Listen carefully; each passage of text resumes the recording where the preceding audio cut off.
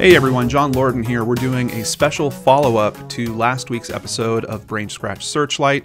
The case that we were looking into is that of Danniella Vian. Just to give you a brief reminder, and of course I'll have a link to the original episode in the description box below. She went missing from Mobile, Alabama at the age of 24. She stands at 5 foot 3 inches tall. Her hair has been described as brown, dark red. There's a couple different descriptions on it. Her eyes are brown. Her weight is between 115 to 135 pounds. Last seen July 17th, 2018 in the 3500 block of Government Boulevard. And if you guys remember last week's episode, that was the Shell station where there's some footage, some mysterious stuff that we're going to get into as we continue looking into this case today with Julie Thomas. So with all that being said, let's welcome Julie to the show. Julie, thank you so much for being here with us. Thank you, John. And just to let everyone know, we don't have a Skype connection. This is all done over the phone, but here's a photo so you can see what Julie looks like as we're speaking to her.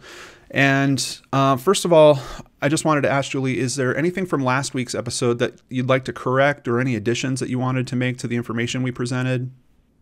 Well, I mean, there is more information that we have, and there's, some of the corrections on just herself. She's not 5'3". She's about between 5'7" and 5'8". Oh, wow. That's a big difference. Yeah, it is a big difference, and that's why I think it's important to get that out there. I don't know if this was a typo they put it in NamUs, I believe, at 5'3". Okay. And I'm not even definite about that, but I know there's been a lot of discrepancies in her weight and her height and all of that, but she's between 5'7" and 5'8". I don't know exactly, but I do know that I'm 5'6", and she is taller than me. Okay. Excellent. Yeah. And what about the hair color? What was her hair color when the last time you saw her? Color, right. She had just naturally dark brown hair, but then she also had a red dye over it, like a really brilliant dye. Okay. Over the top of that. So it was more highlighted. You could still see that it was brown, but a lot of red on it as well. Okay, so it probably matches this picture I'm bringing up on screen right now. And Julie, I'm sure you're familiar with the photos. It's the one where she's wearing the fluorescent green top with the kind of reddish hair. So similar to that, more of a deep red, but yes. Okay, gotcha. And just to clarify the relationships here a little bit, I know a lot of the press is referring to you as her mother-in-law. Correct, yeah. Were they ever married? No, they're not legally married. In the very beginning of this, it was just when I was first interviewed or first talked about it, she is my son's girlfriend, or my son's girlfriend, and my granddaughter's mom. And she's been a part of our life for about 7 years now, living with us or right near us, and just, every day a part of our life. So I just consider her a daughter-in-law, and it just was so much easier just to say daughter-in-law as opposed to, explaining. Yeah, absolutely. I just wanted to right. Yeah, just wanted to clear that up here for everyone. And Tyler is your son, correct? Tyler Thomas? Right, exactly. Okay, and were they still together, or had their relationship ended previously? Well, their relationship is really back and forth. They had at that time, he states that they were not together, but they were still thinking about, getting back together, of course, which they always are if they're not. Basically, when they're trying to, when they're not together or don't consider themselves together, they're still best friends. Okay. This is something they're still there for each other. They still lived with each other. They share an apartment. And oh, okay. I didn't realize that. So they were living in the apartment together, and of course, they have a child together, correct? Exactly. Okay, and that's Cora. And how old is Cora at this point? Cora's 5 now. She's now 5. That was definitely a sad twist when I was looking into the details. Whenever there's a child involved, it's always tough, but for a child, especially of that age, to have their mother not be there on their birthday, I imagine that was a really, really tough thing for Cora. I'm sure it was, but we did our best to make her. We keep her mom a part of her life, in words and in pictures and just talking about her. So she is doing a lot better now. But she had a really good birthday.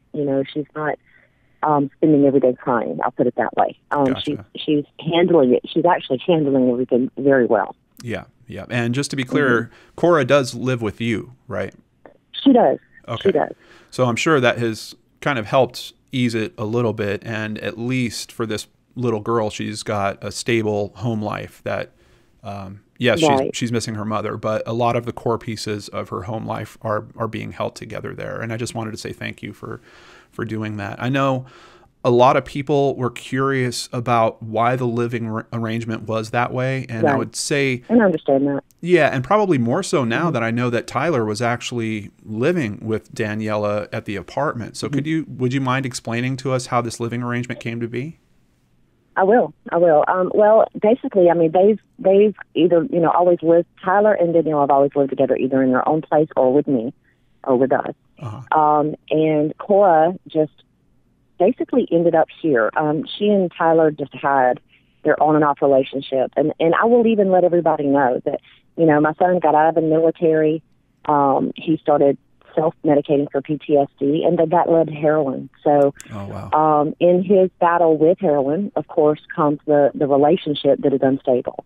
Yeah. And there were times when it was not a good place for Cora to be over there. He wasn't, well, I won't even presume to say what he was because I didn't live with him. But my point is, they both agreed, that her time spent here was better for her. And she just got to a point where she wanted to stay here. This was home for her, and, and they didn't lack in, being around her in any way. I mean, they were always either here to see her every day or, once in a while she would go and stay the night, but then she was ready to go home. Right. Back here. So it just kind of worked out that way after she was about a year old. And was this a legal arrangement also, or was she? Well, not until, well, it was actually set up before she went missing. The situation, with Tyler back and forth in jail, because he is in vet court. Right. And, so if he fails his drug test, he goes back to jail. And that is actually where he was when she went missing. Okay. Yeah.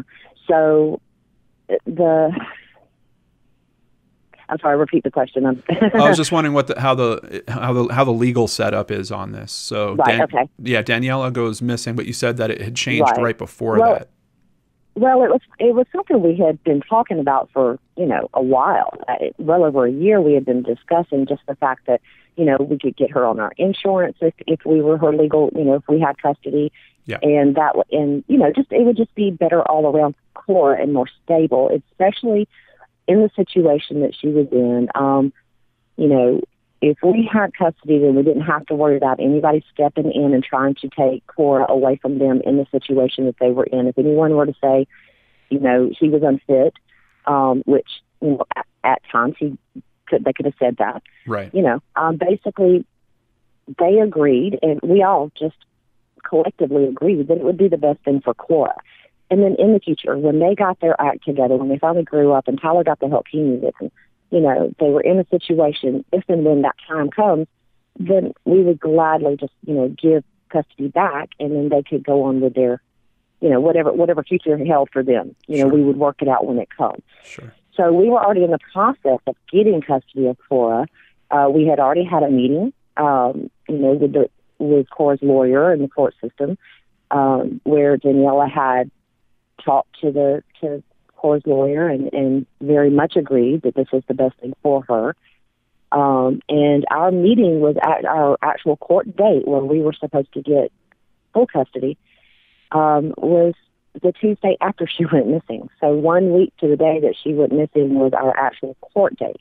Wow. And she was supposed to be there, of course. And Tyler, of course, not. He was given his papers, but he was in jail, so he wasn't able to be there for the court hearing either. But right. So we did that, together. And of course, under the circumstances, but it made it go by. Of course, they were going to give us custody at that point, but it was already a done deal. I mean, it was already. Basically, we just had to go in there and have the judge say. Everyone was on the same page, essentially.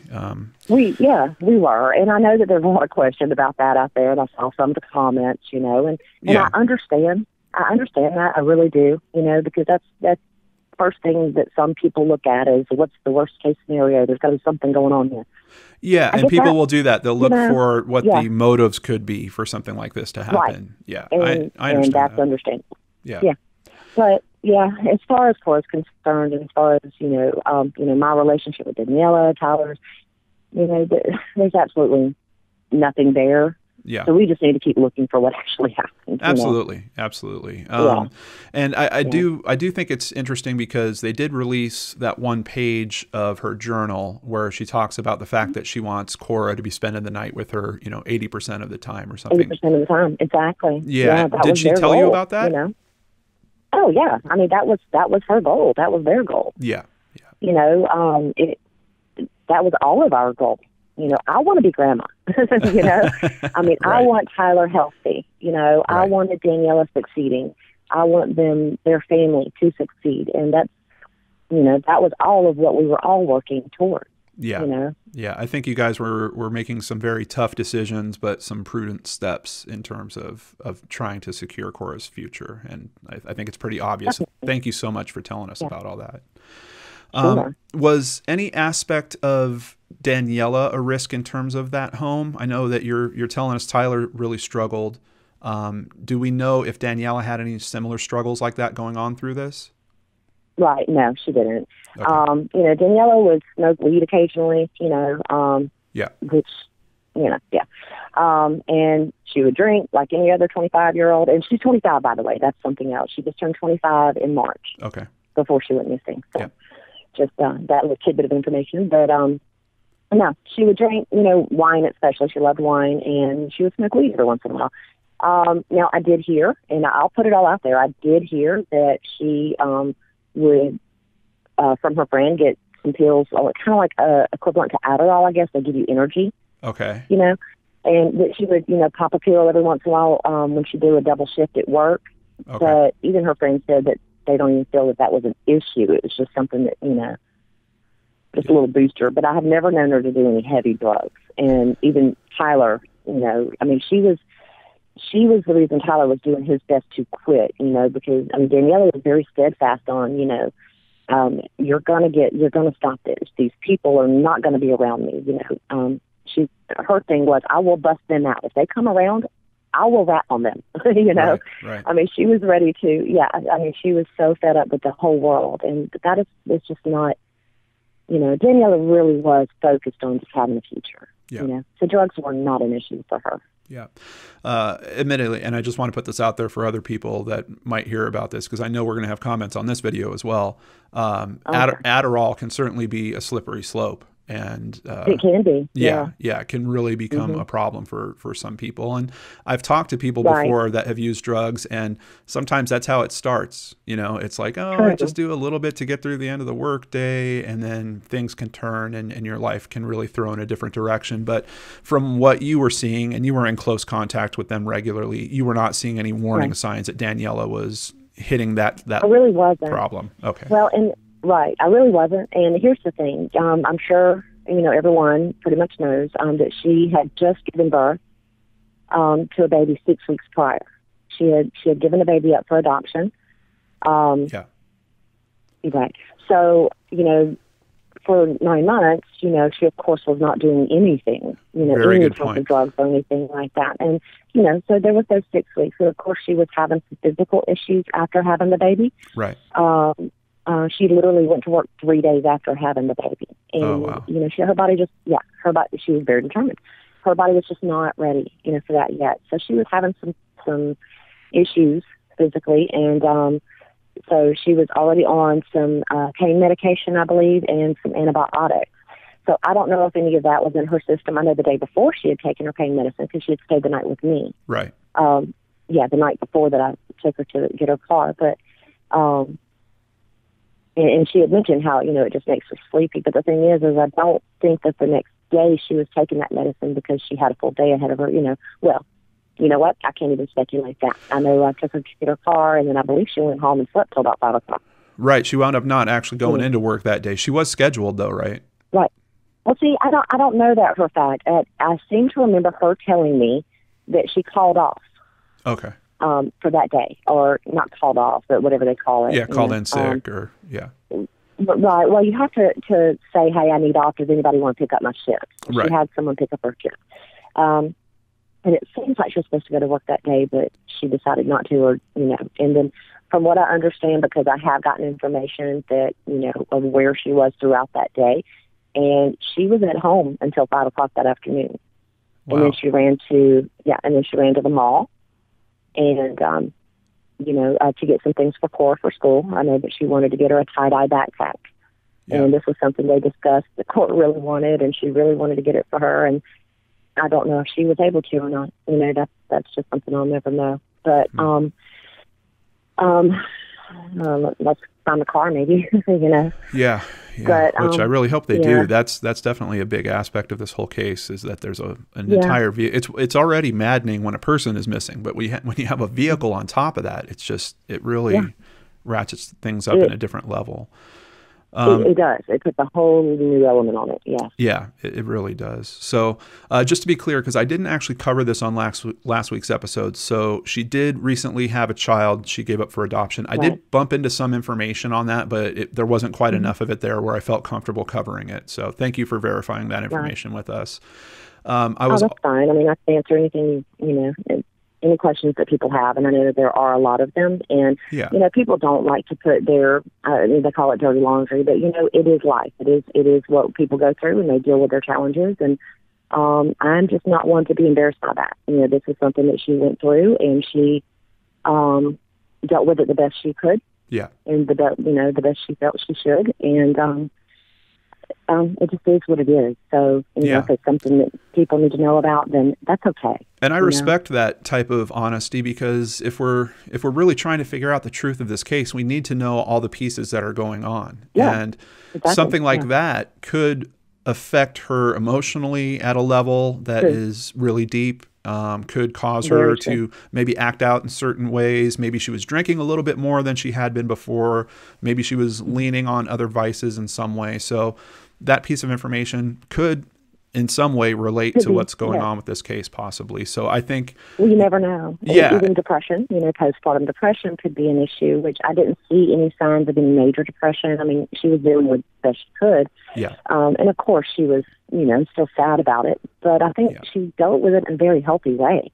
Yeah. And I just didn't see that. And of course I knew in my mind that she didn't run off, or, she didn't just lose her mind and just have to get away. Right. Of course I kept that in mind. It's a possibility. Yeah. But now that it's been 6 months, yes. I think everybody can agree that this did not happen, Right. Right. Absolutely. Yeah. There's another thing I noticed when I was looking into the media on this case, and that was I only found one article where her mother was quoted. Is she not close with her parents?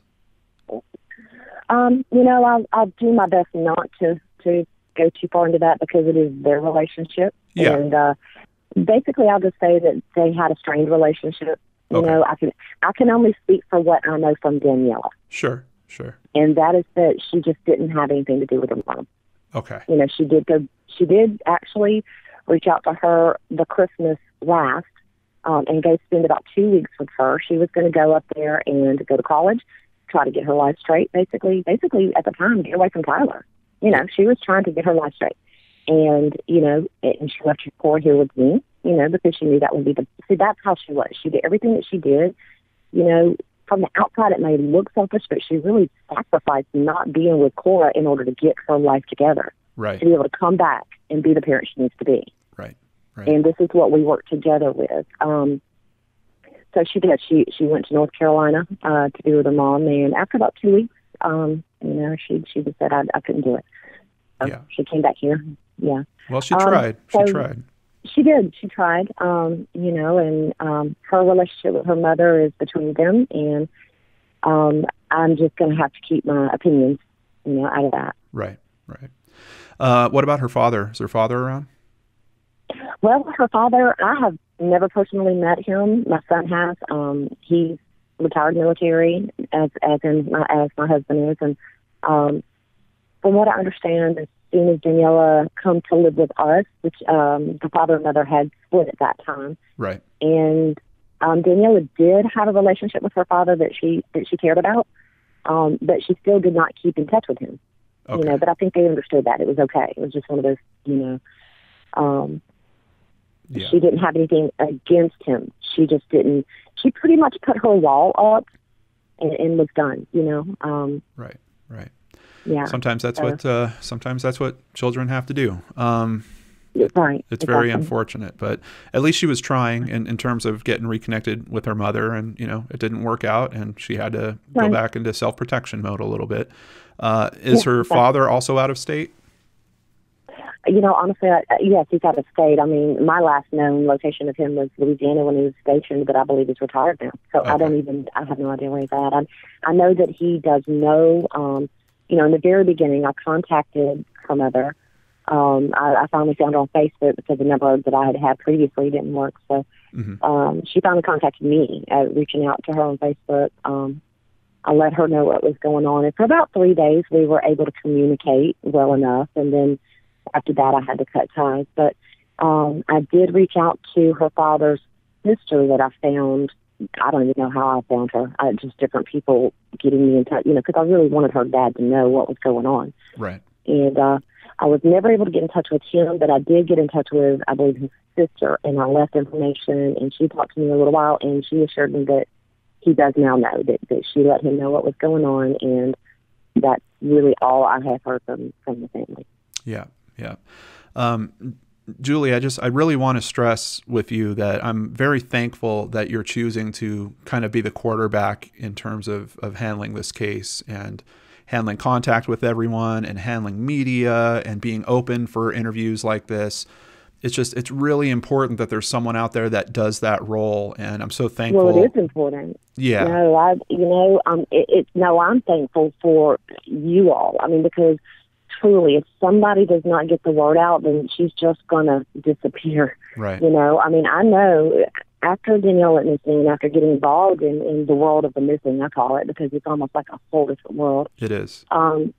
Yeah, and, I've been in contact with a couple of people who have lost their children, and, one, in particular, whose daughter, she was a little bit older, but whose daughter went missing 2 years ago. And there's no footage, no media.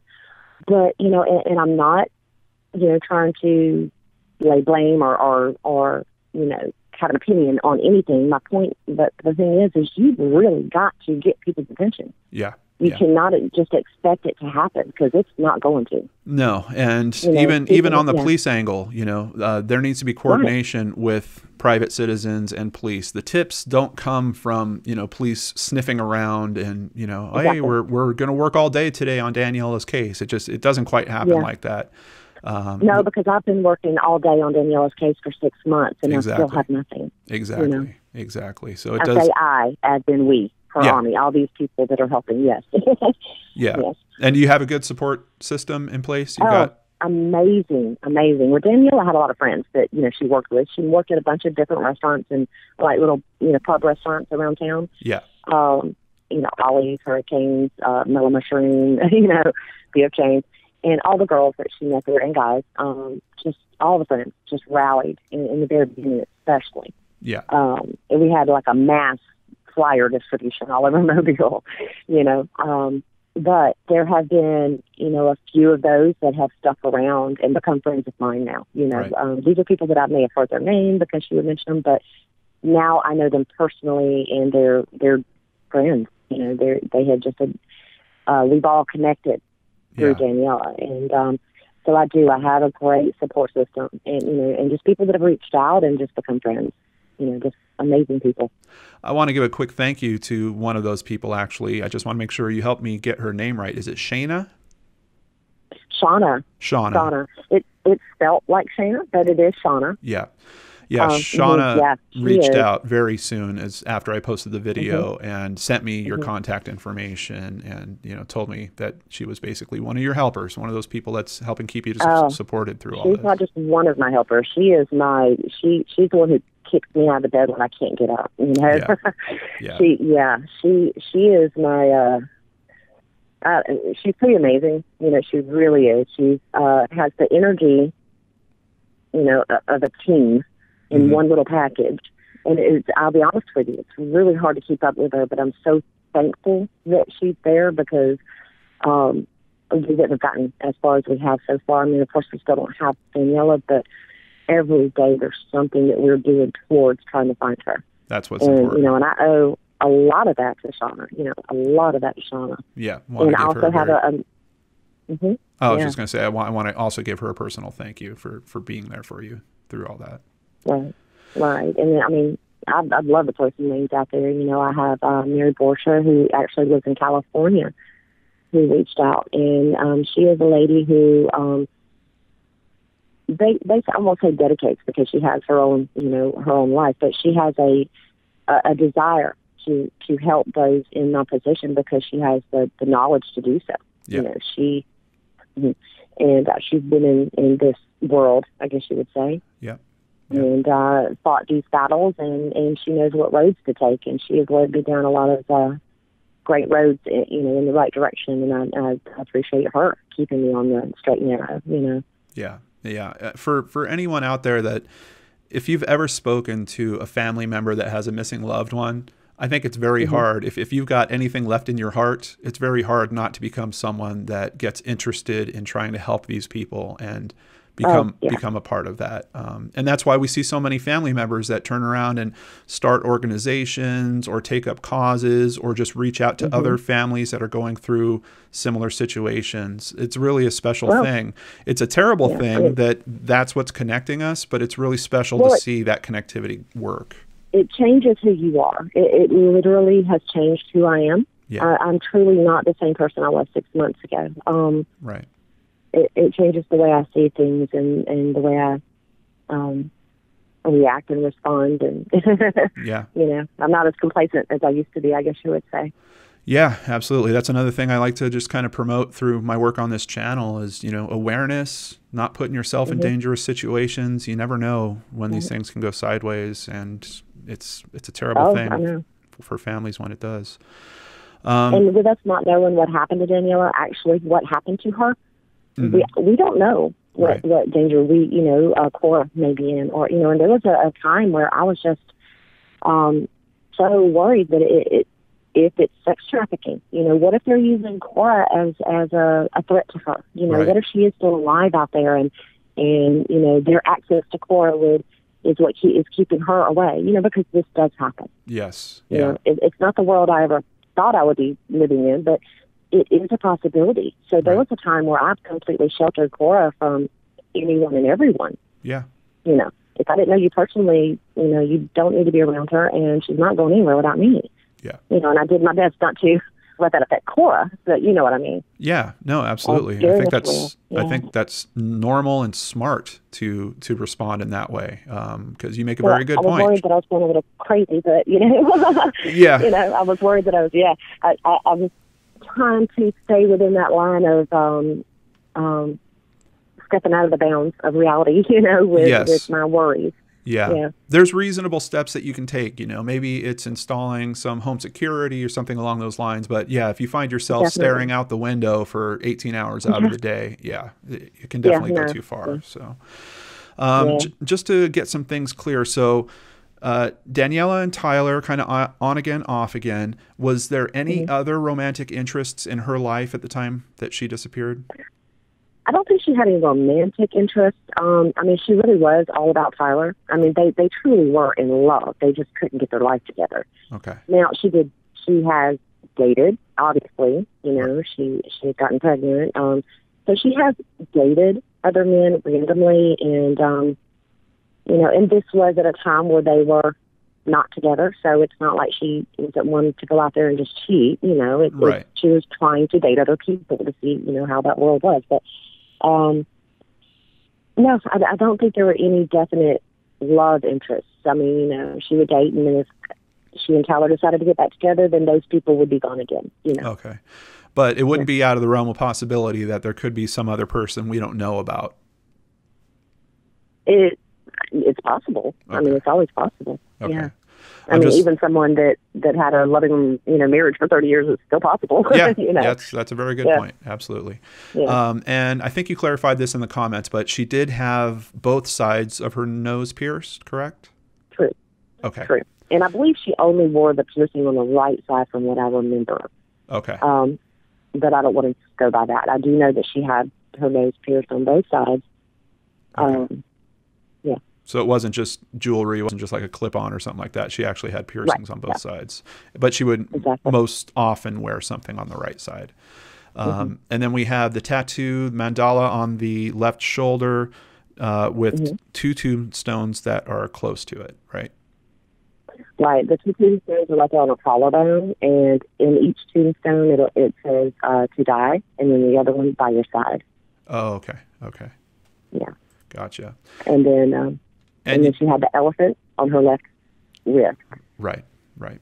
And you also gave us some clarification about the shirt that she was wearing, that the logo is actually much smaller, and it's the Mellow Mushroom logo, and it's on the pocket area of the shirt, right?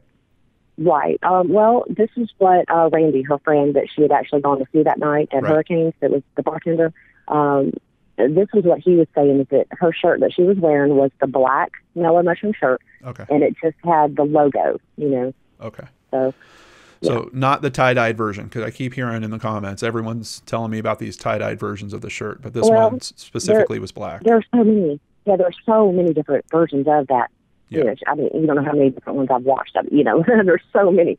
But he specified that it was just the one with the emblem. And I have tried to get the police to give us just a still photo of her surveillance that night to show us specifically what she was wearing. This is what she looked like that night. Right. You know, just as a reference. And for some reason, they refuse to give us any surveillance, anything. So, yeah, I don't get it. And I'm not trying to, you know, they may have their reasons, but that I don't get. I will honestly say I do not understand why they won't give us a picture of just what she was wearing that night. Could be very helpful. Could be. Very well could be, because in the beginning it was a light cap, and, you know, it's a pink cap, and it has the donut on it. You know, the Homer Simpson donut? Oh, yeah. Yeah. Yeah. So it was the pink cap with the donut, and, wow. You know, so, and that's what Randy said she was wearing that night. Now and he is saying jeans. Oh, he's saying that she was in jeans? He was saying that she was wearing jeans. Okay. Yeah, the black leggings that was information given to us by Jensen White whenever he returned the phone at the police station. Okay. Wow. So another discrepancy from Denson, it appears. Yeah. Well, either or just miss it, or just, you know, bad memory. You know? Yeah. And who knows? I mean, they could have been sitting in a dark restaurant, and, you know, he just didn't see the detail of. Well, of the that or fabric. you just don't pay attention. Yeah. You know, honestly. Yeah. Absolutely. So in terms of the car, now I know that it had the dealer plates on it, but did it also have a paper registration tag anywhere? No. Well, the paper tag on the tag itself was the paper dealer tag. Right. Basically, it was one of those you have 30 days to get the registration. Okay. And but there was no information specifically like with her name on it that was on a paper that was put like in the front window or something, because I've seen sometimes when you buy a new car they'll like print out a temporary registration and it'll go in the window. No, nothing like that. I mean, I'm sure she had all of the information she needed, all the finalization papers that she needed, showing that it was her car. Everything that she needed to register the car, I'm sure she had on her. Yeah. And I know she still had it on her, probably still in her big purse that she carries. Because anytime she does anything that's, you know, legalities or any kind of paperwork she needs, it all goes into her big purse, and it doesn't normally come out for a couple of days. So, when we cleared her apartment, there was absolutely no personal information, you know, no birth certificate. Everything that she would need to get her car was still with her. It was not in the apartment. So, anything memorable about her purse? Is there any logos on it or color or? You know, she had one that was kind of a crocheted, large, like I'm thinking like a gray blue. Yeah. But, you know, honestly, my memory with things like this, I could be wrong. So I don't want to throw anybody off. Okay. And have been looking for that, you know. I just know I can specifically say that she has a very large purse. Like every purse she has is large. Okay, gotcha. You know, It's not going to be a pocket purse, right? Right. So now we know that there was a GPS device that was in the car, and I believe I heard you on a podcast talking about it. Is this device the same as the OnStar system that's in the car, or is this a separate device? Not at all. Okay. It's separate totally. From what I understand, the car had no OnStar, no way of tracking it other than the dealership applied GPS tracker, and that's just because she financed through the dealership. Okay. And they will put a tracking device on there just till payments are complete. Okay. And he even showed me, exactly what it looks like. It's a little, like 3x2 inch thing, and it literally plugs in under the, I won't say dash, but under the steering wheel column. Uh-huh. You know where you plug things in, what do you call it? Not a diagnostics plug. Oh, it goes into the diagnostics. Yeah. So it's not going into like the power port or the cigarette adapter, but it's going into the diagnostics plug that's under. Exactly. And he did say that, as soon as you unplug it, it's disabled. Okay.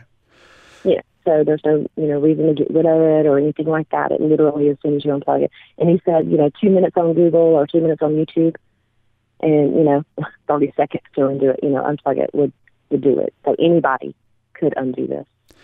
Now, it's not something that could be like knocked out like with your knee or something like that, is it? I don't. That's actually a good question. I didn't ask him if it's mounted or, if it's just, it would almost have to be mounted because it's a little box with a small cord that goes to the thing. But I'm sure it was mounted in some way. Right. Yeah, I'd be curious I'm not just to clear know. on that. Yeah. If it could be knocked out accidentally, like if there was a struggle in the vehicle or something along those lines. But and just to confirm, it did last ping at the Shell station and then stops there, right? At 11:07 was the last ping on that GPS at that Shell station. And is that before or after the second car shows up? 11:05, 2 cars show up. Let's see, was it 11:05? I thought the 11:05 is when the first car pulled out. 11:08, I believe, is when the third car pulled back in. Either the third car or the first car returned. Okay. Oh, I didn't consider that. Yeah. There's a possibility that the third car is also the first car? Yeah.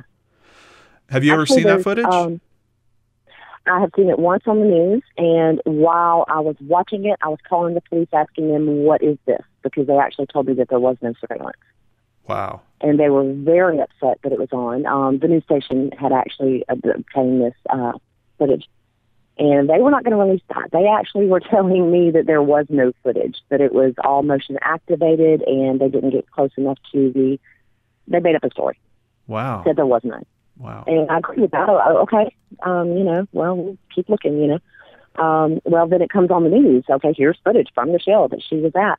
So I'm calling them and talking, and they're very upset about it. This could put Daniella in danger, so wow. So I called the news station, and I let them know, I told them what they told me, that they want that pulled. They said it could put Daniella in danger, Right. Is there any way y'all could not show that again? So they did. They pulled it. Yeah. So, they're saying it was by the police's request. It's actually me that, myself that called and asked them not to do it again, but it was because of what the police had told me. Sure. So, yeah. Was there anything that you saw in it that you feel it would be worth sharing with us? There's really not. It's so grainy. Yeah. And I keep asking them to put it back out again. I told them it would be a great public relations move to put the surveillance out there. Yeah. And their thing is, Julie, we've already had people trying to say that there were things in there that weren't. I mean, truly, there's some people making up some pretty crazy things, seeing things in it that aren't really there. And he said, we just don't want to stir that up, And, I don't know what their reasons are, but they're refusing to put it out. And, I'm sure they have their reasons. Yeah. But truly, it was so grainy. You could tell that cars pulled in. You could tell that cars pulled out. Now, I will say that unless you had some magnificent equipment, I don't even know that you're going to be able to tell exactly what cars they are, much less who was in them. Okay. I will say that. That's just my opinion. Now, they have, of course, we have Jensens telling me that he was there, and we have Daniella's ping on her car saying that she was there. That same news station, they released a piece, and at the end of that segment, they seemed to allude to the fact that they were able to make out that she was actually with her car through that footage. Did you feel like that when you watched it? Well, I couldn't say yes or no. I didn't feel that. Okay. Just because you know, like I said, when I watched it, it was so very quick, and I do have a still shot of it, and looking at that, there's just no way to tell what car it is, much less who's in it. So, no, I can't guarantee that. I'll be honest with you. I know her car was there. I don't know if she was there. Right. And you raise a very interesting point. Now that we know that a car leaves, but possibly it's that same car that comes back. So police have never released any type of information about the description of either the first or third car. They've never said we're looking for this model or this color or... other than Daniella's, no. Right. Now, the thing is Jensen that night, he actually had a rental car. He does a lot of work out of town, you know. Right. He had just come back in, so he still had his rental car that night. Okay. From what I understand, the rental was processed, of course. You know, that's just, you know, due diligence. But I don't know what kind of car that was. You know, I don't even know what it looks like. That actually raises a bit of an interesting question, because I remember bumping into some information about him returning his rental car that night at like 1 a.m. after all this. It was, I don't have that verified, which is why I don't have it on my post or my group, but this was something that was said. Now, he had said to my husband that he turned his car in around 1. Okay. Dropped it off around 1. That was, we don't know that for a fact. Sure, know? Yeah. Basically hearsay at that point. We don't have the paperwork to back it, let's just say. Exactly. If it's true, it's an interesting story, because one of the other stories we heard was that he was heading home that night. So is he heading home? Is he heading to take his car back? Is he going? That's the question, yeah. Yeah. Is he going back out to Ollie's? Is he not?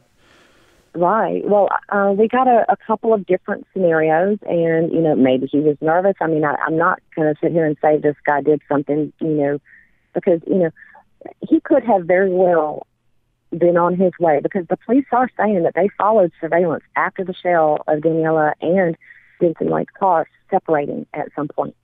Okay. Okay. So, you know, there's that. So, and that very well could be what happened. You know, he could have pulled out and saw that she didn't follow, so he came back in, and then they headed out. You know, there's no telling. He could have pulled out and somebody else pulled in, and he just didn't realize she didn't follow. But what was said to me when I met him down at the station and got her phone from him finally, and you know, I asked him, you know, what do you know about that night? And basically what he said was, we were at Hurricanes. Her friend Randy was supposed to get off of work at 10 o'clock, so we headed over to, after we stayed at Hurricanes for a while, we headed over to Dublin, and we were going to wait for him to get off of work. As soon as he got off of work, we were supposed to head over to Ollie's to eat dinner and all meet together, all of them as in the 3 plus Danniella. Right. And that is, Randy Denson and the female and Danniella. And the other 3 are just friends. They've just been, you know, from what I understand, they've been friends for a very long time. But Danniella was only actual friends with Randy. Okay. And she had just specifically met them that night and become Facebook friends with Denson that night. Okay. Interesting. Right. So anyway, she and the other 2 go to Dublin's for a while. Randy says, hey, you know, he messages and says, I'm headed over to Ollie's. And so they headed out. He said, we were on our way, and then she flashes her lights at me. So we pull over at the gas station. She said, I've lost my phone. So we looked for her phone. We couldn't find it. So he said, you know, we decided to go back to Dublin's and look there.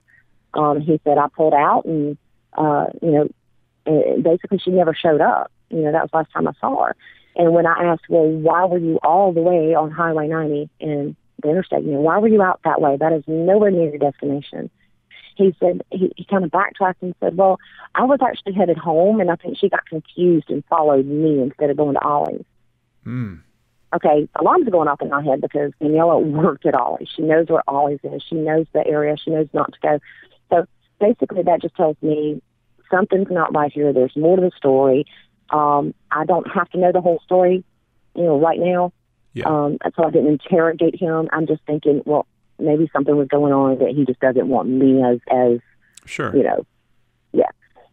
Her child's grandma to know about. So I kind of just left that one alone and kept my ears open. And basically the story changed a couple of times. I asked him when was the last time he actually remember laying eyes on her. His comment was when we were getting on the interstate, she was getting onto the on-ramp, and that was the last time. Well, then I heard him telling the police officer, and the last time he had eyes on her was actually on the interstate behind him. Well, and then later on, I found out that he told someone else that I got to Dublin's and she just kept going. Wow. So I don't know what's what.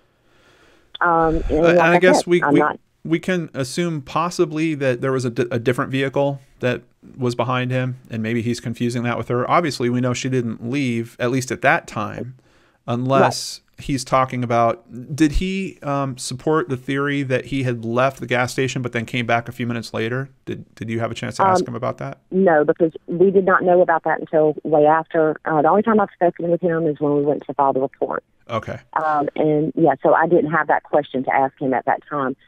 At the time, what I knew is they pulled in, they looked for it, they both left. Okay. That's all I knew. So he didn't have a component in his story that makes sense for him to have left and then come back either. Right. There was nothing to say that he came back and sat there for 20 minutes. And the timeline does not support him being at the Shell station. If he left the Shell station at 11:24, right, there's no way he could have been at Dublin to get her phone at 11:30. And we do know for a fact he was there? Minutes. We do. We do know that he did go there. He did pick up the phone from the bartender. Okay. Yeah, so that was corroborated, yes. Okay. Still kind of strange to me that he would go in and pick up her phone. I mean, even if he assumed she was following him and for some reason she got separated from him, or she passed Dublin's and she took off somewhere else, just why would he have gotten her phone? And here's my really, open question, and it might seem unfair, but, here's the question. You're going to get this girl's phone because you're worried that she's going to be out and about without her phone. He told me that he waited about 20 minutes and then he headed on out. Well, come to find out, he actually was at Ollie's.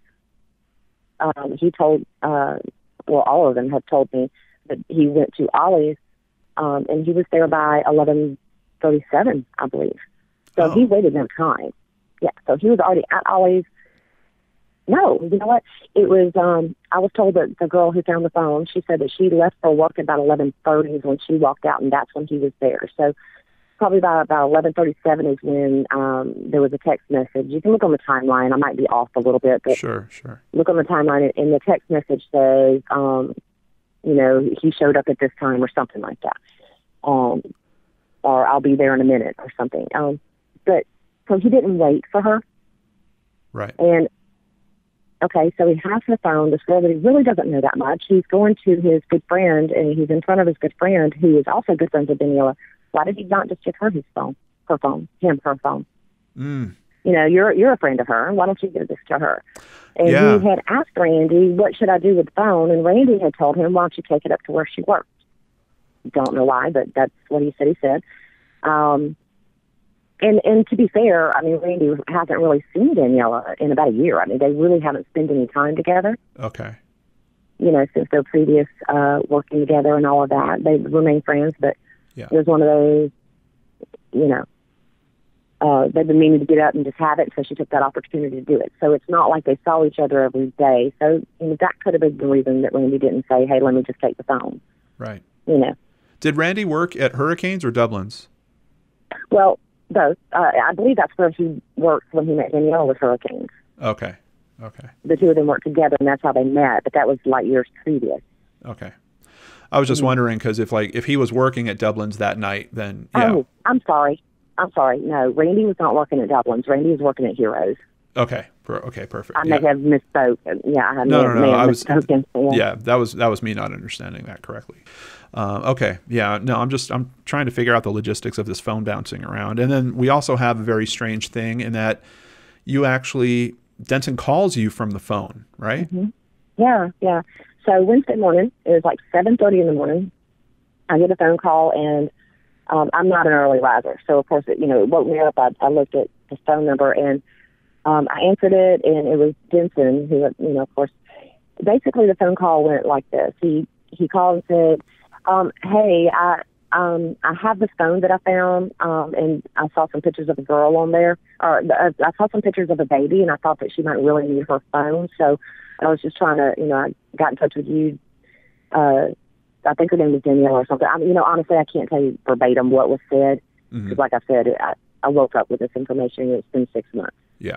And I'm trying not to misconstrue it, throughout the time, and playing it over in my head. But basically, I can tell you more about how it made me feel. I felt like this person did not know who she was, and it was just a random guy who found her phone. Right.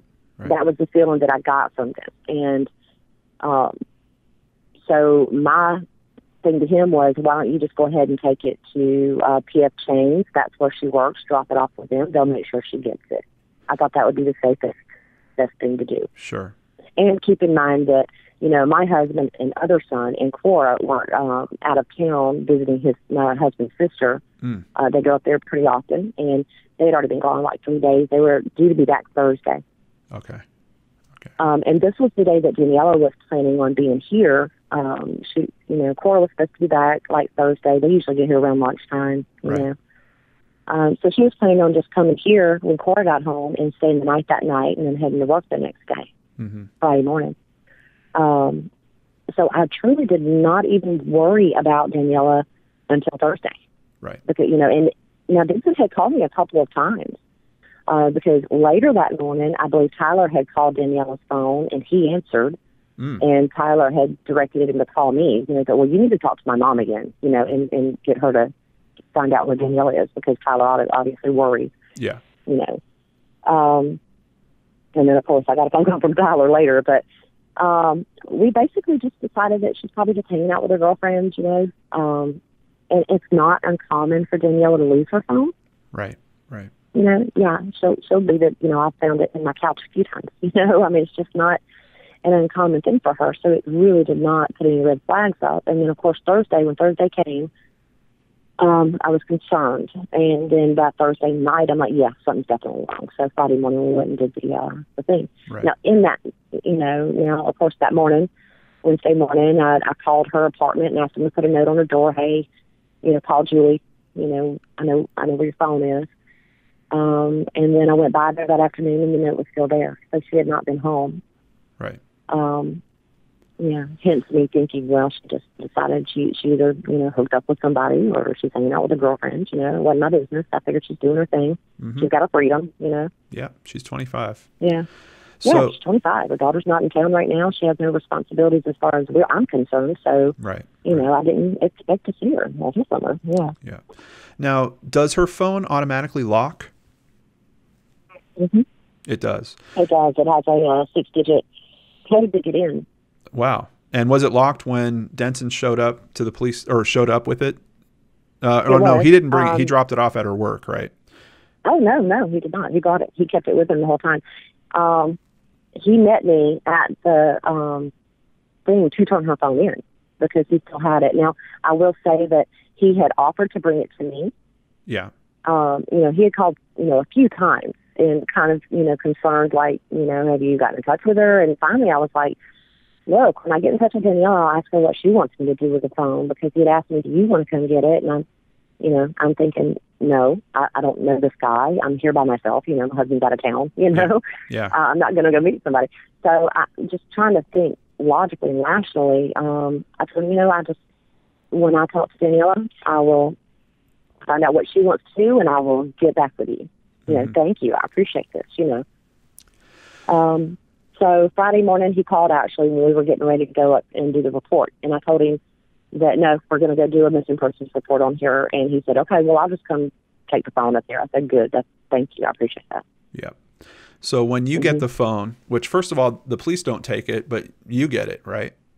Right. Well, we go to the precinct, which is right down from where I live. Yeah. And we meet there, and we're talking to the people, trying to, let them decide whether it's worth doing a report or not, and he comes in and, of course, just hands us the phone.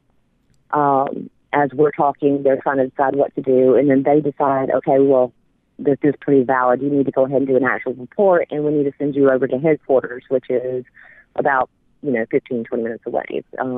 It's off of Highway 90. So we both jumped in our cars, and on the way there, Patrick, my husband, was able to get into her phone, which, any parent is going to do. Hey, what was the last person you talked to, Mm-hmm. And we had to call a girlfriend of hers who knew her code to get in right to her phone. Yeah, it was actually her work passcode or whatever, what she uses at work. So she knew her code. So we were able to get in there and look in there, and really nothing jumped out at us. It's strange, though, because this means, to place a phone call from a phone, you need to be able to unlock it. You can receive phone calls. Well, I don't think I'm really sure when he called me from his phone, though, because I truly believe that when I woke up, and I've even questioned myself, did he call me from his phone or her phone? And by the time I started questioning this, my phone had already didn't go back that far. I couldn't trace it, and I even tried to get my records from. We have Cricket. I tried to get my records, and they don't do that. They said they don't save them, but anyway. Wow. Yeah. So, but even if he called you from his phone, how did he get your number? Not one exactly. Yeah, my question. There might be a simple answer to that, but I don't know one. I do not know how he was able to get my number. Yeah, I don't either. Did the police? I would almost guess that if there was an emergency contact, that might be accessible on her phone. And if anybody's going to be an emergency contact, I think I would. But I would not know Daniella to do that. I just don't see her putting an emergency contact in her phone. Yeah, it's kind of strange. Did the police ever analyze her phone? Oh, they still have it. They still have it. Okay, yeah. Because I'd be curious if there was any deletions that occurred to it, or possibly checking the GPS on it to make sure that it is lining up with the story that's been told to them about where it is through all this. Right. Yeah. Right.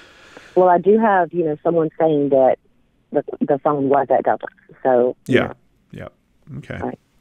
Well, now that's not evidence, but that is someone saying that they found it. Yeah. Right. There's another case that we covered on the channel a while ago, and a lot of brain scratchers out there are reminding me about this case, and it seems a little bit similar to what could be going on here. That was the case of Toni Anderson, which was out of Kansas City, Missouri.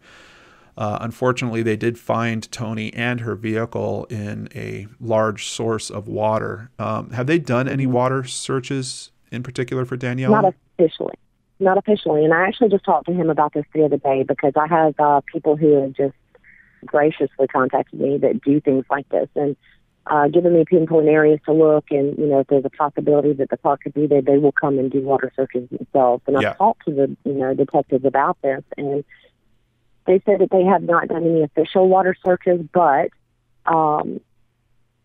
there is someone here that used to work with them, is retired now, but this is what he does on his own time now. And he is out often, and every time he is out, he is unofficially looking for Danniella. He's keeping his eye open, I'll put it that way. But no, there have been no official. There have been helicopter searches, drone searches, but no water searches that I know of. Okay. Officially.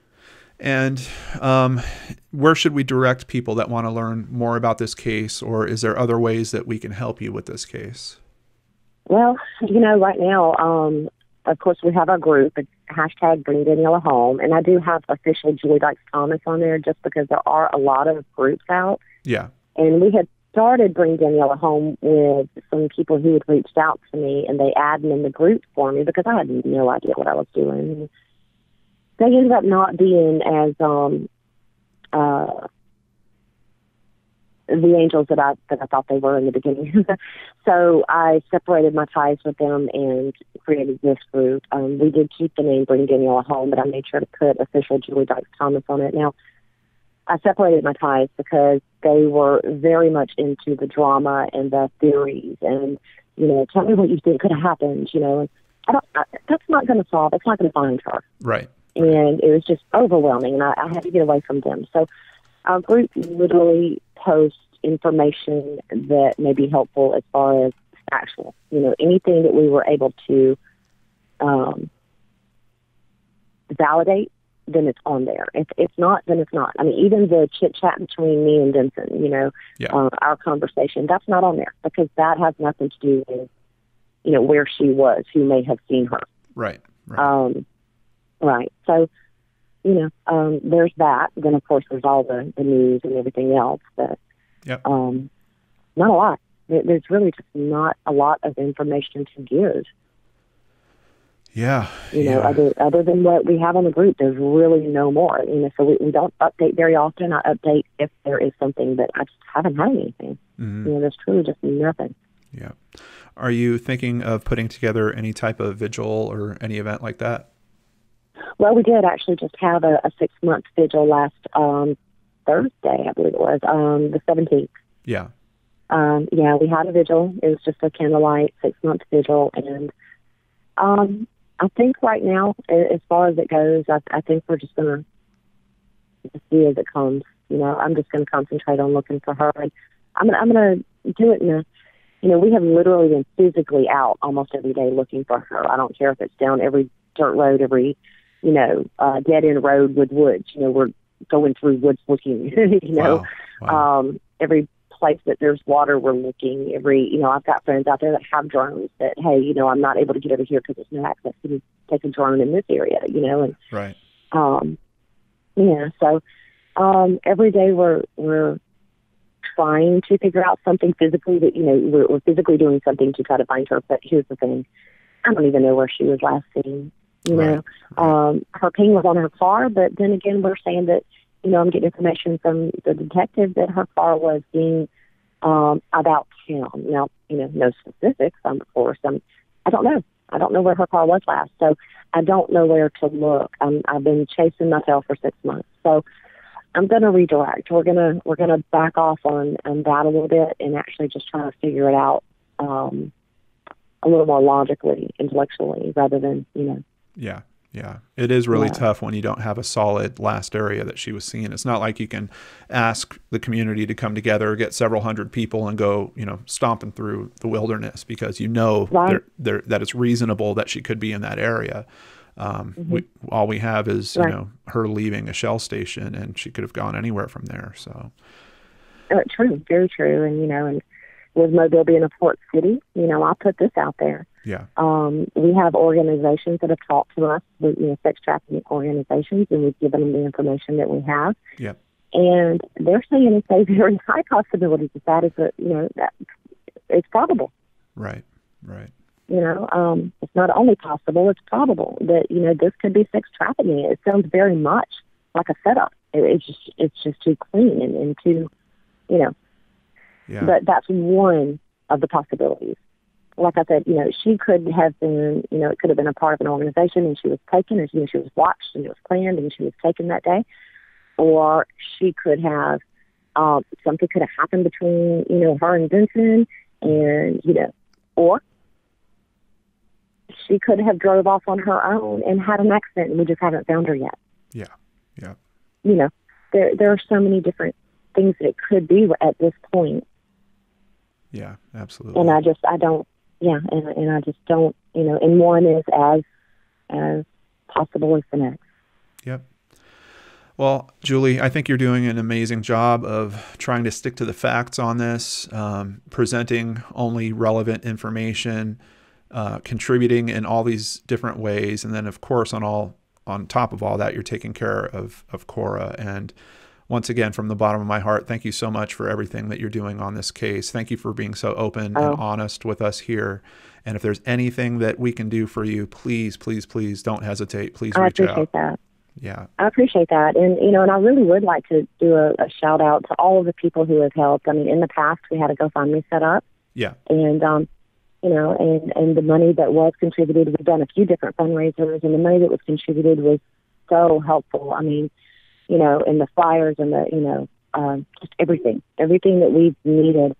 It really helped make it possible because, I'm not working right now. I actually need to be working, right, but I don't have time right now. I want to find Danny, Yeah. So that actually made it very possible because every bit of money that came in either went towards gas or, a quick burger while we were out all day because I'm not cooked, things like that. And everybody's contribution and just their kind gestures and their prayers and all the support that we have been given has, it's just been wonderful. And I just wanted to thank everyone for that. Absolutely. Including yourself. Yeah. Oh, no problem at all.